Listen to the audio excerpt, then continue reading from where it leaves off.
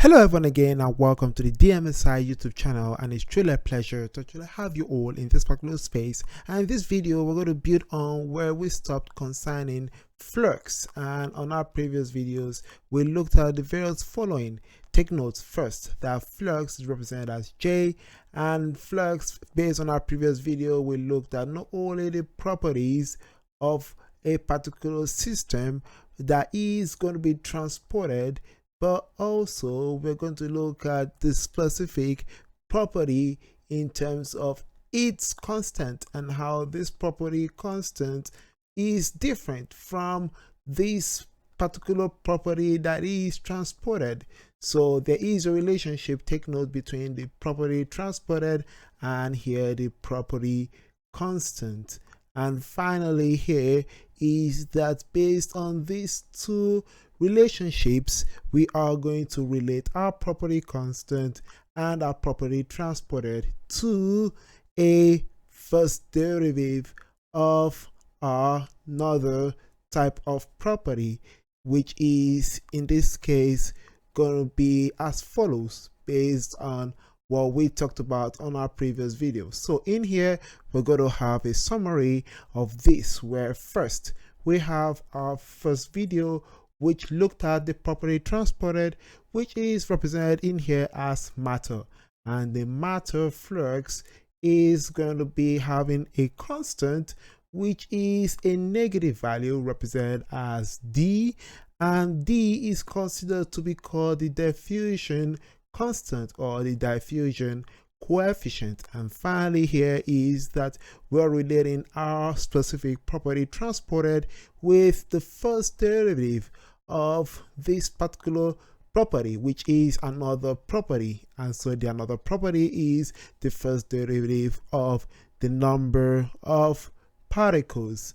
And so therefore, once we have the number of particles at a specific distance, we can be able to associate the graph, and as a result of that, result in our final expression in here. And we found what d is on our previous video. So the next one, which is on our previous video, is looking at another type of flux, which in this case is energy. And energy flux is related really well to a constant which is also negative, and this constant is represented as this particular K, and this big K is considered to be called the thermal conductivity.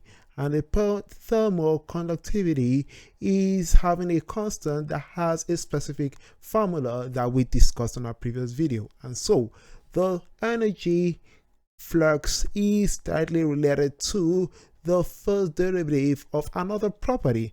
And so the other property that we're looking at is, in this case, temperature.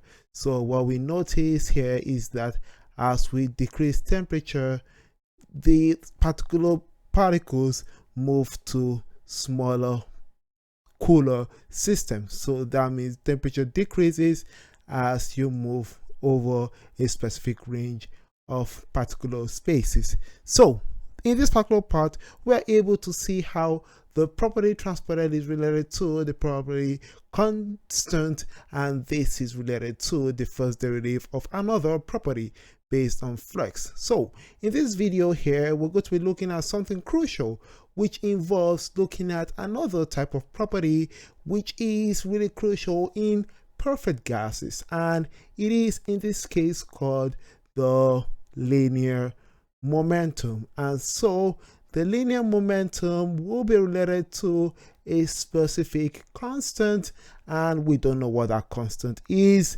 And this constant, once you combine it with the first derivative of another property, which we don't know yet, but we're going to discuss about that at the specific range, we'll be able to arrive at our specific expressions, and also how this is applicable to perfect gases. So let's look at the little theory in here in terms of what is this particular big square or rectangle region, which is the constant. We know based on analysis that linear momentum relates to the viscosity, and the viscosity is going to be represented as a specific variable, which is represented as this particular n symbol, which is a negative sign. And you're wondering, how do we connect these two properties in here, the property of linear momentum and that of the viscosity? And in this part, we need to first consider Newtonian flow of state of fluids, where you have on one part layers of specific particles starting from a wall. And so when you have, in this case, we have our x-axis, and in this region here we have our specific z-axis.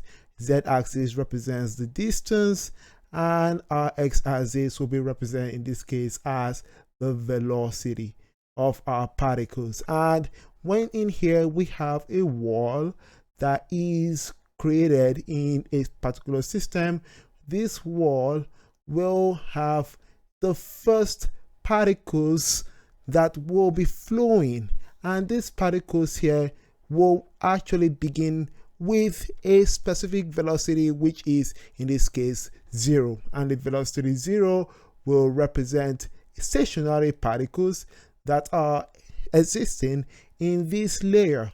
And as soon as you move from one layer to another layer, we have increase in the velocity that varies directly. So in this case, we are going from one layer to another layer. And one question is this: what makes a layer created?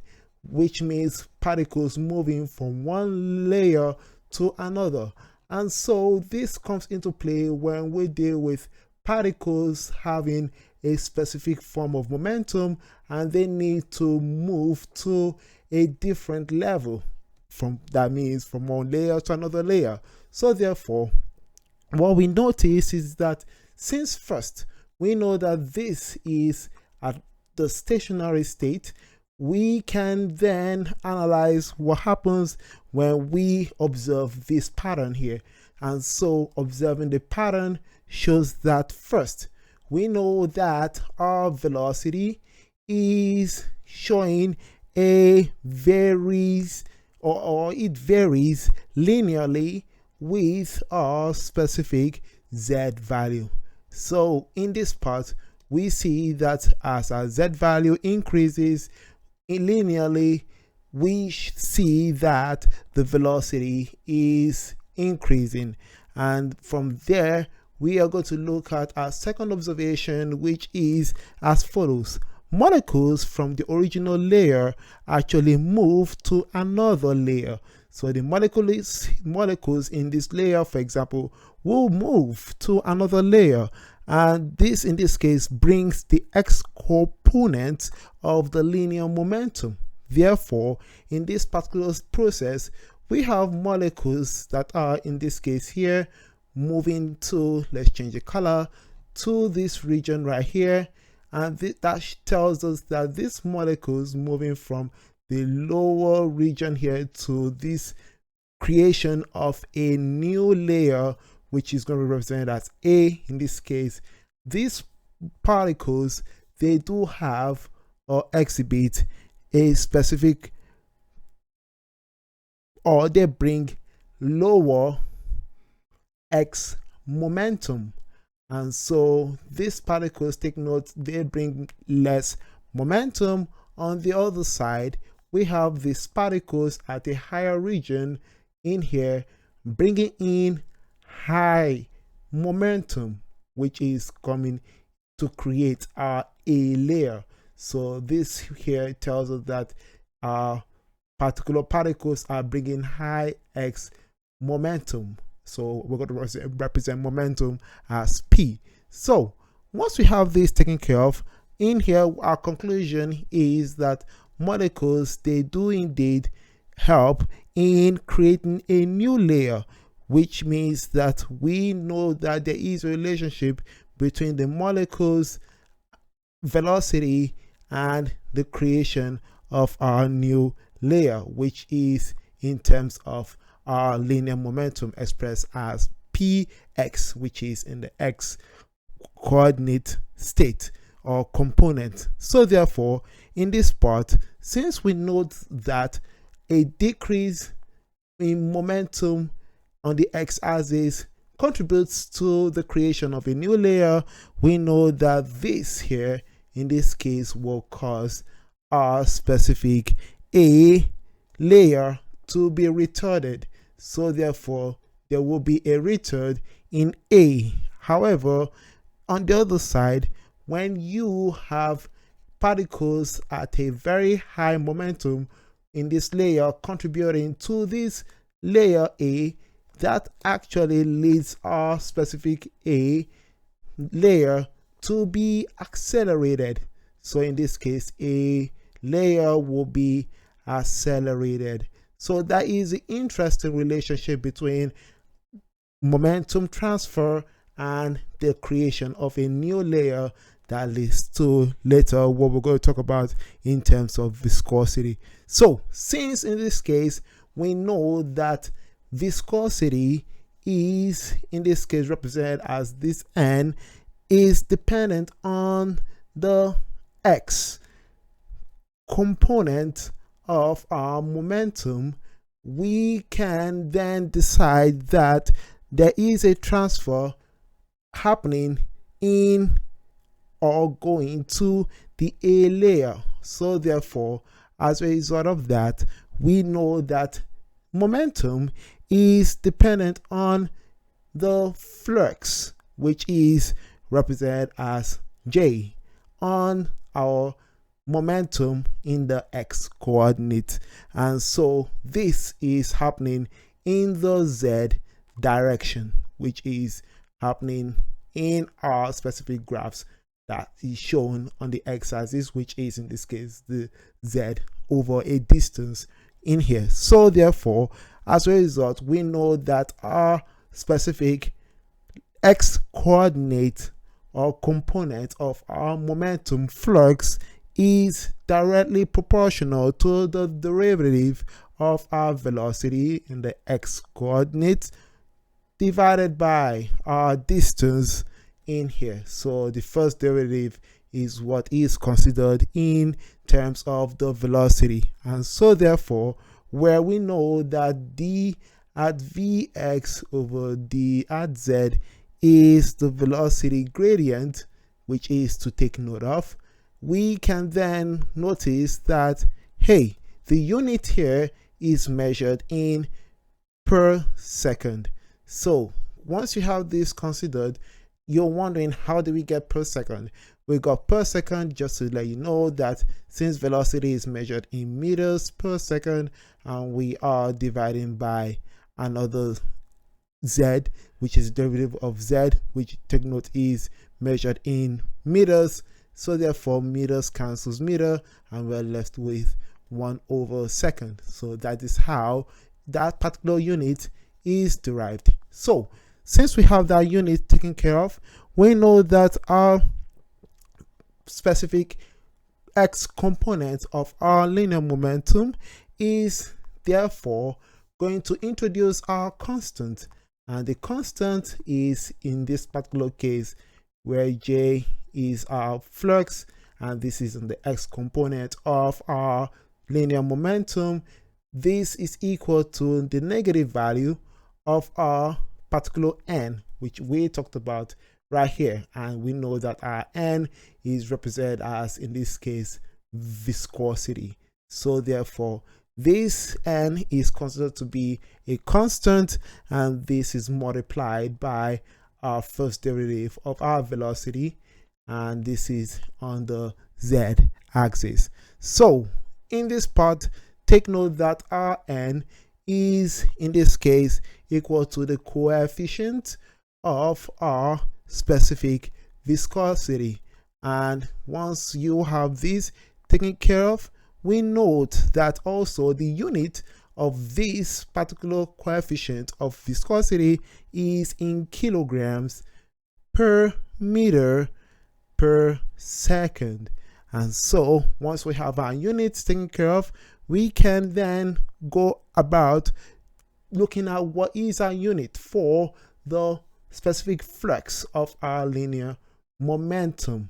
which is represented as j at px. So to determine the derivative, all you need to know is that specific linear momentum is going to be done at a specific area at a specific time. So therefore, our unit in this case of this is going to be expressed as the following. We know that momentum is measured in kilograms times meter over second, and so therefore we know that this is done at a particular area and at a particular time interval. So therefore our meters cancels out our meters, and we have 1 meter at the bottom, and as a result of that we are able to derive our unit for our specific flux of the linear momentum to be kilograms per meter per second squared. So that is how you're able to derive not only the flux of our specific momentum linearly, but also determine the unit of our coefficient of viscosity, which is the other property that is a constant. And finally, we have our first derivative, which we consider the unit to be per second. So if you combine the coefficient of viscosity and the velocity gradient, we'll be able to show that these two here, when you multiply them, is indeed equal to the specific flux of our linear momentum. So other things that you need to take note of is, what is n? How are we going to measure our n, which is represented as this particular symbol? I know there is a better way to represent or pronounce this particular symbol, but for lack of better term, I'm going to represent it as n. And so to derive this particular n, all you need to know is that there are 3 relationships to keep in mind. One is as follows. We can connect this to a formula, which is the mass of the atoms, or one atom multiplied by the mean speed, or divided by 3 square root of 2, and this is multiplied by the cross-section area of our specific particles. That is one way to determine our n, which is the viscosity coefficient. Another way is to use this formula, which is 1/3 of our specific mass of the atom of focus. Take note that this is multiplied by the number density, and the number density is multiplied as well by the mean free path, which is represented as lambda, and this is multiplied by our specific mean speed. So this is the second way to go about this, and take note that this is depending on the question and focus. And finally, here is the final expression where we're going to represent our viscosity in terms of the following. We know that it is 1/3 multiplied by the molar mass, which is represented as a big M. Take note that this is multiplied by our lambda, which is the mean free path, multiplied here by the mean speed. And take note here that we are introducing the molar concentration of our specific gas, in this case perfect gas molecules. So those are the 3 expressions here. Depending on the question that is given, if you're given the concentration, then you can use this particular formula. And you know that the mean free path has a specific formula that we talked about on our previous video, and our mean speed was also derived from our other previous videos. So take note of that. So you're able to determine the viscosity of any gas particles in a specific tube or system. Or if you have this other expression here, you can use the specific n, which in this case is represented as the number density with respect to the mass of the atom, and you can determine also the viscosity. Or if you're given the cross section of our particles, then that is also easy as well to determine the specific viscosity. So that is how you're able to determine our viscosity constant, or the coefficient of viscosity, in this particular 3 systems right here. And so based on the interpretations of our specific expressions, we are going to come up with the following. First is this. We notice that there is a relationship between lambda, let's take this as the first, and that of the pressure, which shows that there is an inverse relationship between the mean free path and the pressure. And so since this is taken care of, we know also that there is a relationship between the molar concentration and the pressure, which is direct as well. However, we know that as a result of that, the viscosity coefficient is also directly proportional to the mean speed. So therefore, we can then conclude that the mean speed is independent of the specific pressure. So you're asking yourself, why is there an independent relationship? And this is actually proven from experimental data, which shows the following relationship between the viscosity, which is around 5 orders of magnitude, and the viscosity, take note the unit is in kilograms, take note it is multiplied by the per meter per second. And so this is with respect to the x-axis, which is labeled as the logarithm of our pressure. And so the pressure here is measured in atmospheres, and we know that these are the numbers, which is around -3, -2, -1. We have 0, 1, and 2 on the x-axis, and on the, in this case, y-axis, we have the following as the gradients, which are 1, 2, and 3 after you scale them up. And what we see is that there is a little increase at the beginning, starting from around this region, and once it gets to this path, there is a plateau, and it's actually just constant all the way here, and there's a slight increase. So in general, in this case, at a specific temperature, which is around 300 kelvins, we can conclude that there is an independent relationship between the specific viscosity constant or velocity viscosity coefficient and that of the pressure. While on the other hand, when you look at our relationship between temperatures, we see that there is a different outcome. And so on our second path, we notice that when you have our specific mean speed to be directly proportional to the square root of our temperature, we can therefore state that the viscosity is directly proportional as well to the temperature. And therefore, as we increase in the viscosity, we can then show that this is with respect to an increase in the temperature. And one of the reasons why this is so is due to this experimental data, where after performing the experiment, we're going to make our specific y-axis to be the same, in this case here, measured in kilograms meter -1 seconds to the power of -1, and this represents n. And so therefore, this is also in terms of 10, which is to the power of 5. And once you have your caliber, in this case, we are having our specific